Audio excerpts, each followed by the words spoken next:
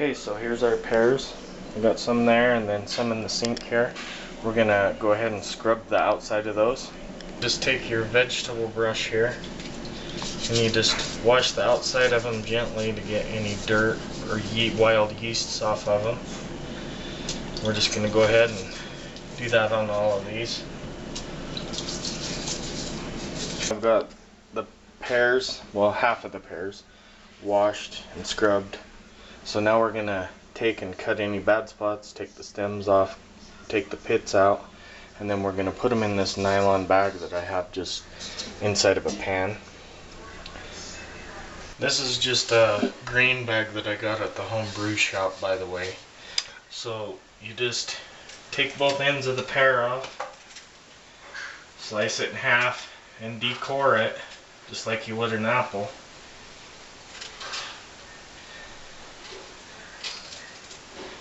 And then I'm just kind of cutting it up into small sections into the pan here. As you can see there, we're going to go ahead and finish those up and then we'll be right back. There's the pears in the pan and I've added about 2 gallons of water to it. I put it on the stove and I'm going to heat that up to a boil. And then I'm going to turn it down and simmer it for about 20 minutes. And I got to do it in 2 batches because my stove sucks. We need to add some raisins to it also for some body and for some nutrients.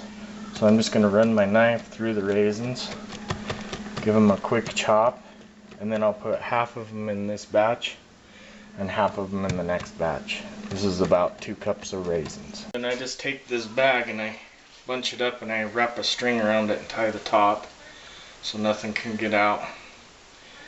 And we're going to let it boil. Okay, so the water's starting to boil, so I'm going to turn it down and let them simmer about 20 minutes. While I do that, we're going to sanitize our bucket and spoon.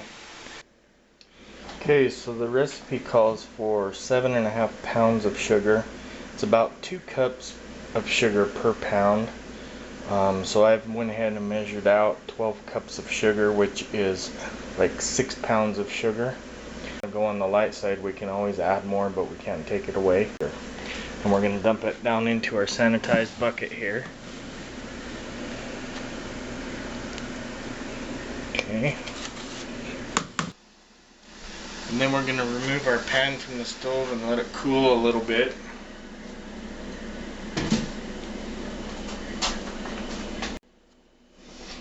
Okay, so I've discarded the pears. I'm going to go ahead and dump what juice drained into this pan down in here. And now that this is cooled down a little bit, we're going to go ahead and dump it over our sugar. And stir that up for a while. And we'll get our second batch started. Okay, so I got the second batch going here while we're waiting. We're going to go ahead and add the chemicals that we need in here. First off, we're going to add 5 teaspoons of acid blend.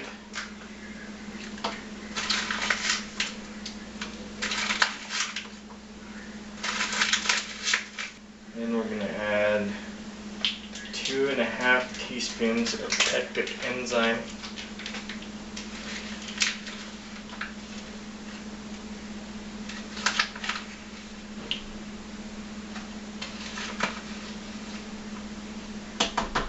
One teaspoon of wine cannon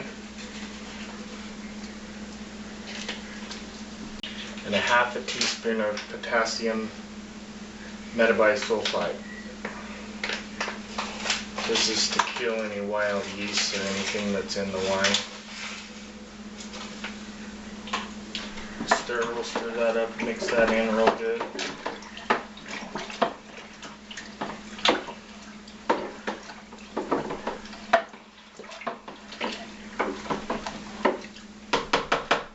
That mixed in. While we're waiting for our second half of the batch to get done, we're going to go ahead and stick our lid on here so nothing can get into it. And then we're going to finish up this second batch and add it in there. In the second batch, I only used about 1.5 gallons of water, so it's about 3.5 gallons of water to this point. Okay, so we've got both batches in here now.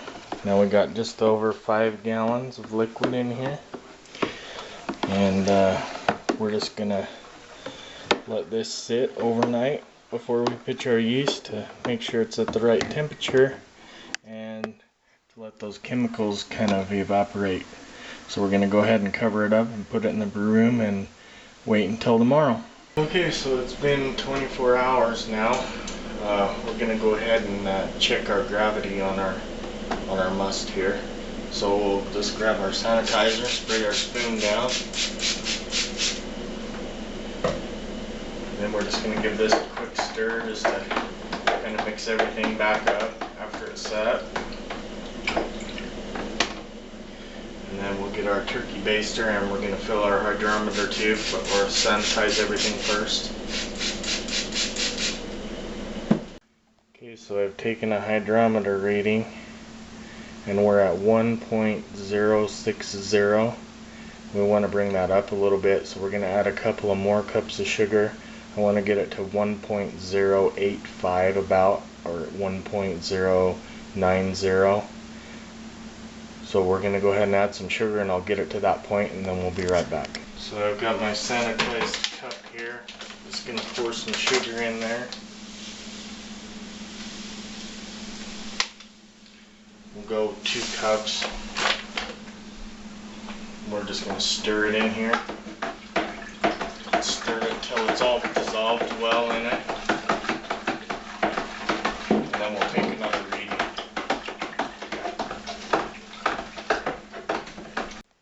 Okay, so I've added 4 more cups of sugar, so a total of 6 cups of sugar we've added today.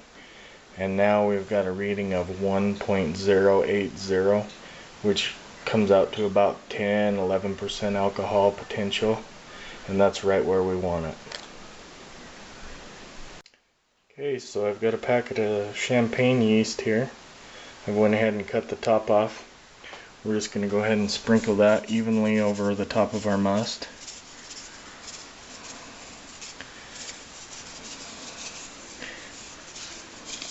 Sprinkle that on there. Okay, so our yeast is in there now. We're not going to stir the yeast, we just put it on the top. And then we're just going to put our lid with our airlock on it. And then we're just going to let it sit for 3 to 5 days and ferment, and we'll check the hydrometer reading. Once it gets down to 1.040, we'll transfer it into a carboy. It's just fermenting away. It's been, what has it been? 4 days now. We're going to give it another day, see what it looks like, and go from there.